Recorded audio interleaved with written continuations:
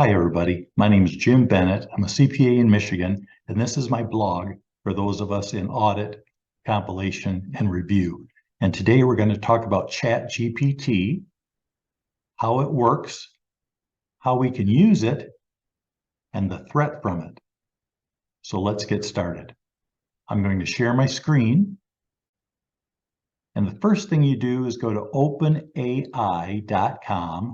and you'll scroll down to where it says try ChatGPT.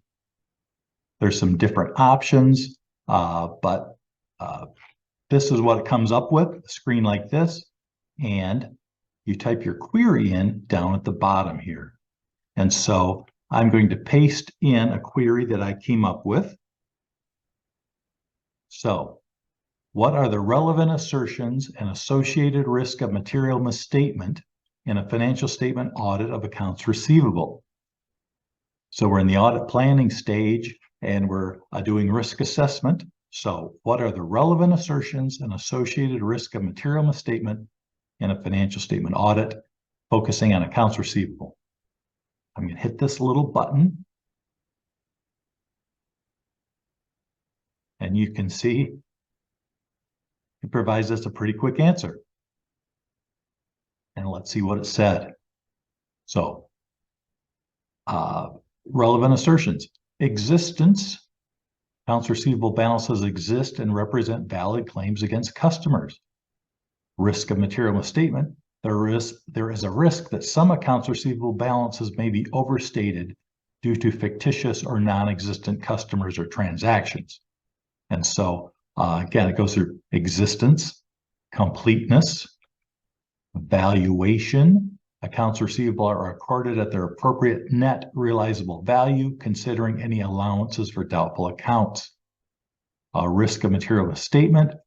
There is a risk that accounts receivable may be over or understated if the valuation is not appropriately determined. Okay, so rights and obligations, presentation and disclosure. And so I think this is a pretty good answer. So we asked it relevant assertions and associated risk, and it gave it to us. So again, this is a generic answer. It may be, it's not tailored to our client, but that's our job, right? It may not be complete. It may not be on point, but it's something to get the conversation started. So let's look at another query that I came up with. Let's go over here.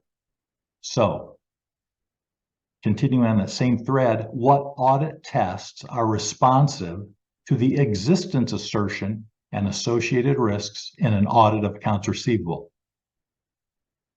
And again, it gives us, talks about the existence assertion and gives us 10 common audit tests.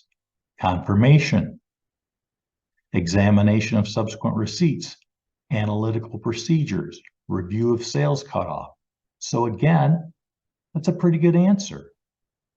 Again, we have to tailor it to our client, but a very good starting point. Let's go to another query. Our company bills customers monthly and receives payment by check in the mail. What internal controls should we have to ensure correct financial statements and safeguard cash from embezzlement? So, give us another list of 10 things, including segregation of duties, mail control, bank deposits. So again, a pretty good response, and think about it. Might this be useful when we're thinking about what controls our client should have? So that's how it works. Let's now talk about how we can use it. I'm going to stop sharing. So how can we use this? Well, you've seen a couple examples already, and I see the best use of it right now as a brainstorming partner. So we're in audit planning, doing risk assessment, Give us the laundry list of assertions and risks. And then we can pick from that. It can prompt our thinking to say, hey, this isn't relevant. There are some other things that are more relevant, but again, just a brainstorming partner for us. And also designing responses, evaluate controls as we've seen. So again, it can get us started. Sometimes staring at that blank risk assessment is tough when we got to come up with things from scratch. So this can get us started and provide ideas to us to evaluate, to kick around in our audit brainstorming meeting so that we can do better risk assessment and come up with better ideas for our clients.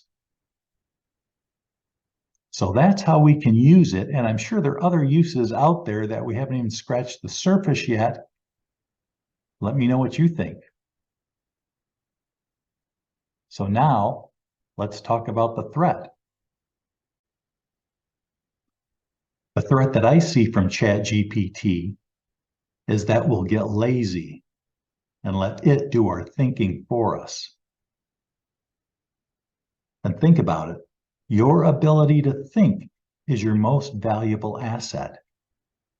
The ability to assess risk, come up with responses, come to conclusions from our testing, and communicate those conclusions are our most valuable asset. And in our profession, that's all we got. It's enough. It's more than enough to make a good living, but it's all we have. And it will atrophy if we don't use it. Don't let your most valuable asset decline because you're not using it. The second threat that I see is that even if we were to outsource our thinking to ChatGPT, we're still stuck with a liability, aren't we? Our license is in our name. If something goes wrong with one of our jobs, using ChatGPT is not going to be a defense. We retain the liability. So don't give up control of your thinking while retaining all the liability. That's the worst of both worlds. And to put it maybe a little more nobly, we have the responsibility. The responsibility to keep sharp, to keep developing our skills, to use the tools that are available to us, like ChatGPT as a tool, but not an end in themselves. We still have a responsibility to bring our best thinking to bear to help our clients and our firms. So thank you very much for listening. Again, my name is Jim Bennett. This is my blog for those of us in audit, comp, and review. And I hope to see you again. Thank you.